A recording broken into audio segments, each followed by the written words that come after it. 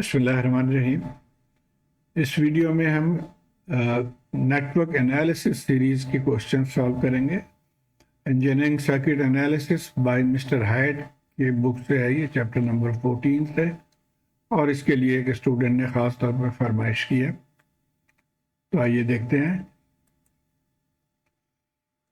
सबसे पहले हमने ये दो चीज़ें समझनी है। जो लैप्लास ट्रांसफॉर्म के ये क्वेश्चन है, तो दो टाइप के लैप्लास ट्रांसफॉर्म्स हैं। एक को कहा जाता है टू साइडेड या बाइलैटरल, जिसमें हम इंटीग्रेट करते हैं from minus infinity two plus infinity, और ये हमारा फंक्शन है, उसके साथ हम ई माइनस एस टी लगा देते हैं, तो ये बाइलैटरल हो गया। लेकिन अगर वन साइडेड करना हो तो या यूनिलैटरल करना हो, तो उसके लिए सिर्फ ये इंटीग्रल चेंज किया जाता है। इंटीग्रल ज़ीरो नेगेटिव से लेके और प्लस इन्फिनिटी तक, बाकी चीज़ें वही हैं।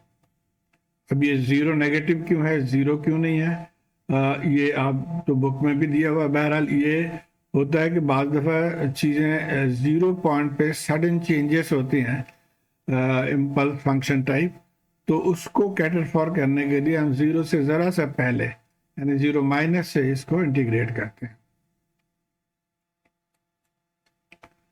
अच्छा, अब ये क्वेश्चन है कि जी कंप्यूट द लैप्लास ट्रांसफॉर्म, ये एग्जांपल 14.2 है जो कि सॉल्व है बुक में। Compute Laplace transform of the function f t is equal to 2u(t-2)। तो हमने सबसे पहले तो इसको समझना है कि 2u(t-2) क्या चीज़ है। तो यूटी फंक्शन आपको यकीनन पता होगा। यूटी फंक्शन जो है वो यूनिट स्टेप फंक्शन, 0 पॉइंट पे लेके इसके वैल्यू 1 की लाइन हम खींच देते हैं, उसको यूटी कहते हैं।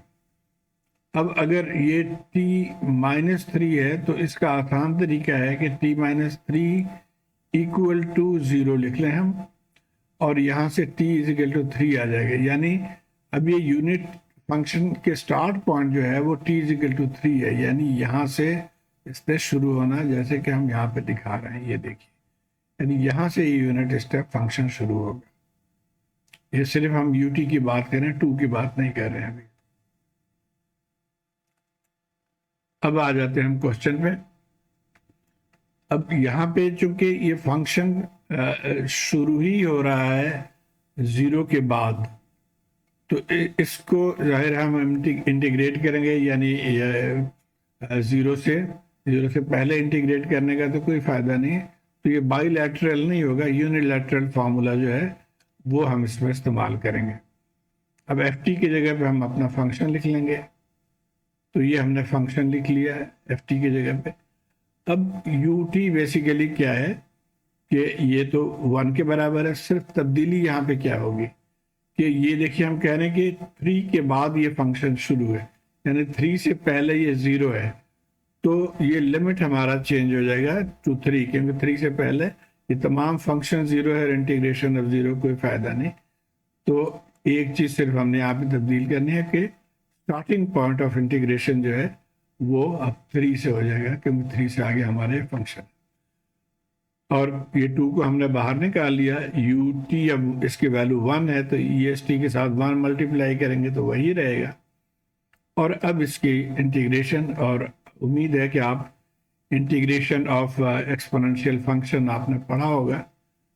बहरहाल क्या होता है कि जो t के साथ जो भी वैल्यू है उससे हम डिवाइड कर लेते हैं, यानी 1/-s कर लेंगे। 2 बाहर है तो 2/(1/2)(-s) हो गया, और ये ई एस टी उसी तरह पर रह जाएगा, और इंटीग्रल लिमिट हमने डाल दिया 3 to इन्फिनिटी।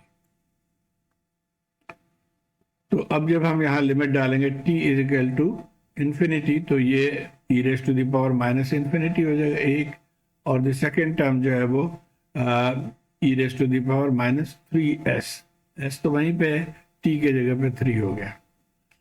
अब ये भी आपने यकीनन पढ़ा होगा कि e raise to the power minus infinity जो है वो 0 के बराबर होता है। अगर इसमें डाउट है तो आप इसको इस तरह लिख लें कि 1/e raise to the power infinity.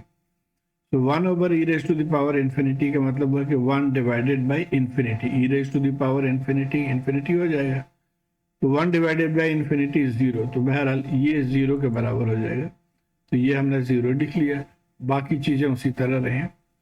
तो अब हमारा फाइनल आंसर कुछ इस तरह से आ जाएगा, ये माइनस और ये माइनस मल्टीप्लाई हो गया, प्लस हो गया, तो 2/3 e raise to the power -3s, ये हमारा फाइनल आंसर है।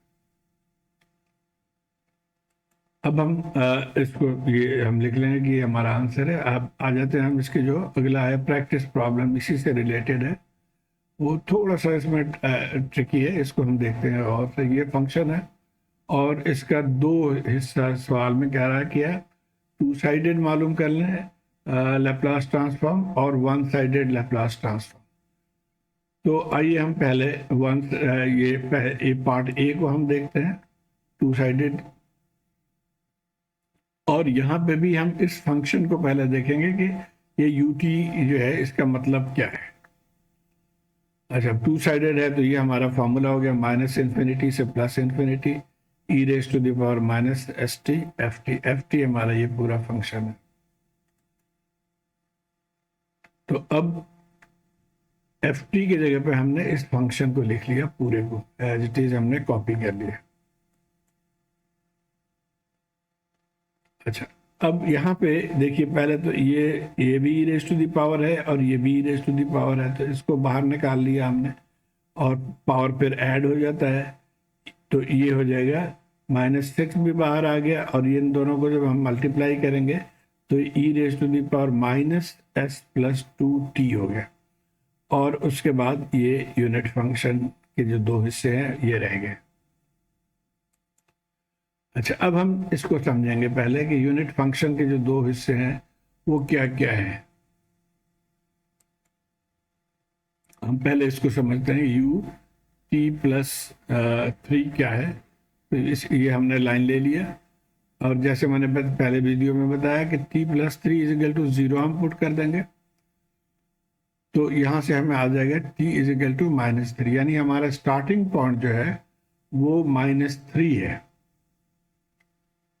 तो हम -3 से शुरू करेंगे, -3 से ये हमारे जो यूनिट स्टेप फंक्शन है वो इस तरह से आएंगे, यानी ut+3 को हम इस तरह से रिप्रेजेंट करेंगे। तो ये पहला हिस्सा आ गया। इसी तरह जो दूसरा हिस्सा है उसको भी हम एग्जैक्ट वही चीज़ करेंगे, t-2 = 0 कर दिया, तो t = 2 हो गया, यानी अब ये फंक्शन शुरू कहाँ से हो रहा है, +2 से। तो अब ये दोनों चीज़ों को आपने जहन में रखना है, ये दोनों डायग्राम्स को जहन में रखना। अच्छा, अब इस डायग्राम को देखते हुए अब हमने लिमिट लगाना है कि लिमिट कहाँ से कहाँ तक होगा। ये हम इन दोनों पे इंडिविजुअली लगा रहे हैं, EST दोनों के साथ ही है, UT जो है वो 1 के बराबर है, 1 आ गया। सिर्फ पहले हिस्से में यानी ut+3 वाले में, इस वाले हिस्से में अब हमारा लिमिट कहाँ पे हो जाएगा, -3। तो -3 से लेके +इन्फिनिटी तक ये हमारा लिमिट।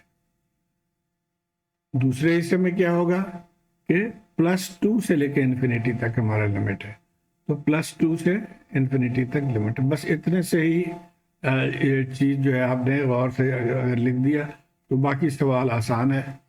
इस 6 को हमने बाहर लिख लिया, अब इन दोनों को इंडिविजुअली हम इंटीग्रल करेंगे। तो जैसे हमने पहले किया कि इंटीग्रल ऑफ ई जो होता है उसके जो पावर है उससे डिवाइड कर लेते हैं, तो ये 1/-s+2 से हम डिवाइड कर लेंगे, बाकी e raise to the power s+2t वही रह जाएगा, उस पर हम अब लिमिट अप्लाई कर देंगे -3 से लेके 8 तक। सिमिलरली यहाँ पे भी 1/, ये टर्म आ जाएगा, तो 1/-s+2 आ गया, और इसके साथ भी हम ये दोनों लिमिट लगा लेंगे। और अब ये देखिए, ये दोनों में ही कॉमन है, तो इसको भी हम बाहर निकाल लेते हैं, तो ये रह गया और ये रह गया। अब यहाँ पे आसानी से वैल्यूज हम पुट कर देंगे, e raise to the power -infinity, t की जगह जब आप इन्फिनिटी डालेंगे तो ये पूरा इन्फिनिटी हो गया, और दूसरे टर्म में टी की जगह 3 डालेंगे तो मल्टीप्लाई करके ये 6 + 3s हो जाएगा। इसी तरह दूसरा term e raise to the power minus infinity, और ये 2 से मल्टीप्लाई कर देंगे तो e raise to the power -2s plus -4। अभी हमने पहले भी पढ़ा कि e raise to the power minus infinity जो है वो 0 के बराबर हो जाता है, तो ये 0 होके ख़त्म हो गया, सिर्फ ये टर्म रह गया। इसी तरह ये 0 होके ख़त्म हो गया और ये माइनस माइनस प्लस हो जाएगा, तो ये टर्म रह गया। और इनको ज़रा हम अरेंज कर लेंगे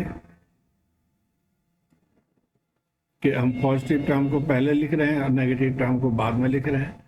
तो यही हमारा आंसर होगा फॉर द बाइलैटरल, और बुक में भी यही आंसर दिया हुआ है, देखें आप, सेम आंसर है। तो पहला हिस्सा तो हमारा हो गया। अब इसी सवाल का कह रहे हैं यूनिलैटरल करें। सवाल से हमने फार्मूला अब बजाय माइनस इन्फिनिटी से हम 0 से हम शुरू करेंगे, 0 टू इन्फिनिटी। बाकी ऑलरेडी हम यहाँ तक हम कर चुके हैं, याद रहे पिछला हमने इस तरह से इसको डिस्ट्रीब्यूट किया था कि इसके लिमिट -3 से इन्फिनिटी तक था, दूसरे का 2 से इन्फिनिटी तक।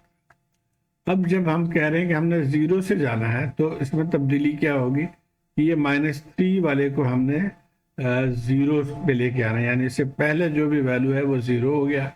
तो सिर्फ ये तब्दीली हमने करनी है इसमें, यानी यहाँ पे -3 की जगह पे हम कह रहे हैं कि 0 से स्टार्ट है और सेकंड पॉइंट तो ऑलरेडी 0 के बाद का है, तो इसमें कोई तब्दीली नहीं होगी।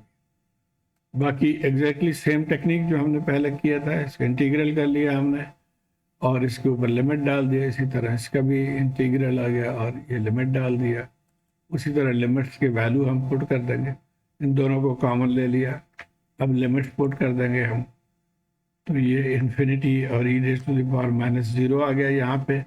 इसी तरह यहाँ पे भी इन्फिनिटी और e raise to the power minus, ये 2 से मल्टीप्लाई होके -2s -4 हो जाएगा।